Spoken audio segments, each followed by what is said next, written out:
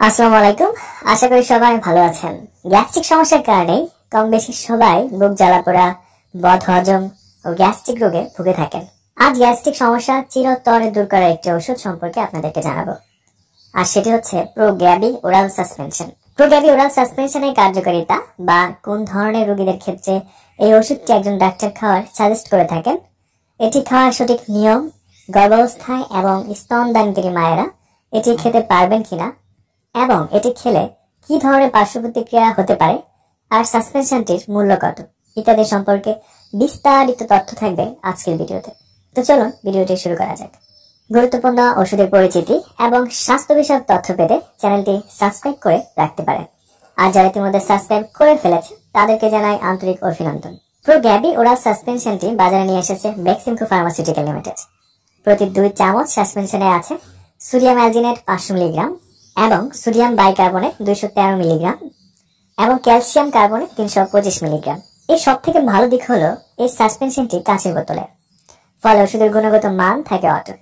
যারা এই ধরনের গ্যাস্ট্রিক সিরাপ খেতে খুব একটা পছন্দ করতেন না, তারাও প্রোগ্যাবি ডাবল অ্যাকশন সাসপেনশনটি পিপারমিন্ট ফ্লেভার যুক্ত হয় এটি খেতেও বেশ আরাম বোধ করবেন। গ্যাস্ট্রিক বা অ্যাসিডিটির ফলে কারো কারো চরম মাত্রায় বুক জ্বালাপোড়া করে। এই জ্বালাপোড়া বুকের বাঁ পাশ বা ডান পাশ বা দুই পাশেই হতে পারে। বুকের জ্বালাপোড়া অনেক সময় এমন তীব্রতর হয় যে বুকের পিঠে চাপ ধরে ব্যথা শুরু হয়ে যায়।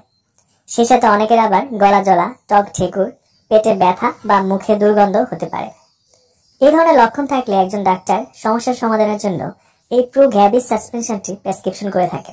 আবার কারো কারো কিছু খেলেই বদহজম হয়ে যায়, পায়খানা ক্লিয়ার হয় না, বেশিরভাগ ক্ষেত্রে অনেক দিন পর পর পায়খানা হয়, আবার কিছু খাওয়ার সাথে সাথেই পায়খানার চাপ আসে। মুখে রুচি কম থাকায় খাবারের প্রতি অনীহাও থাকে, পেটে অনেক গ্যাস জমে, দুর্গন্ধযুক্ত বায়ু আসে সারাদিন। এই ধরনের লক্ষণ থাকলে প্রোগ্যাবি সাসপেনশনটি আপনাকে সকল সমস্যা থেকে মুক্তি দিতে পারে। তো চলুন জানা যাক এই ধরনের অসুখে প্রোগ্যাবি সাসপেনশনটি কিভাবে খাবেন। বুক জ্বালা, বদহজম, অ্যাসিডিটি, অতিরিক্ত গ্যাস, টক ঠেকুর, খাবার উপরে উঠে থাকা ইত্যাদি সমস্যায় যাদের বয়স 12 বছরের ওপরে, তারা 3 থেকে 4 চা চামচ করে দিনে 3 থেকে 4 বার সেবন করতে পারে। আর যাদের বয়স 12 বছরের নিচে কিন্তু 6 বছরের ওপরে, তারা 1 থেকে 2 চামচ করে দিনে 2-3 বার খেতে পারে। অথবা একজন ডাক্তারের পরামর্শ নিয়ে ওষুধটি সেবন করুন, কারণ তিনি আপনার শারীরিক কন্ডিশন দেখে সঠিক ডোজটি নির্ধারণ করে দিতে পারবেন। আর হ্যাঁ, প্রোগ্যাবি সাসপেনশনটি অবশ্যই খাওয়ার 1 ঘন্টা পর সেবন করতে হবে। সাথে আরো কিছু সতর্কতা অবলম্বন করতে হবে, যেমন এর সাথে অন্য যে কোনো ওষুধ সেবনের ক্ষেত্রে 2 ঘন্টা সময় ব্যবধান রেখে সেবন করতে হবে।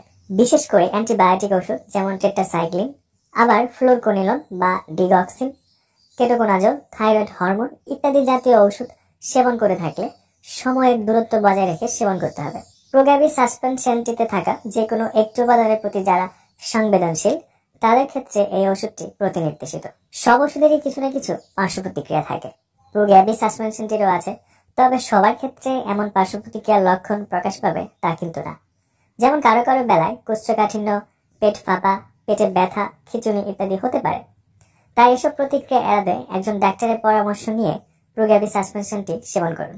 গর্ভাবস্থায় এই ওষুধ প্রয়োজন পড়লেই শুধুমাত্র সেবন করা যাবে, তবে কোনোভাবেই ডাক্তারের পরামর্শ ছাড়া এই অবস্থায় এটি খাওয়া যাবে না। আর স্তনদানকারী মায়েরাও এই প্রোগ্যাবি সাসপেনশনটি সেবন করতে পারেন। প্রোগ্যাবি সাসপেনশনটি আপনার কাছের যে কোনো ওষুধের দোকানে পাবেন। এর মূল্য 250 টাকা মাত্র। ওষুধটি কেনার আগে এর উৎপাদন তারিখ ও মেয়াদ উত্তীর্ণ তারিখ দেখে ক্রয় করবেন এবং সকল ওষুধ সরাসরি সূর্যের আলো থেকে দূরে এবং শিশুদের নাগালের বাইরে রাখতে হবে।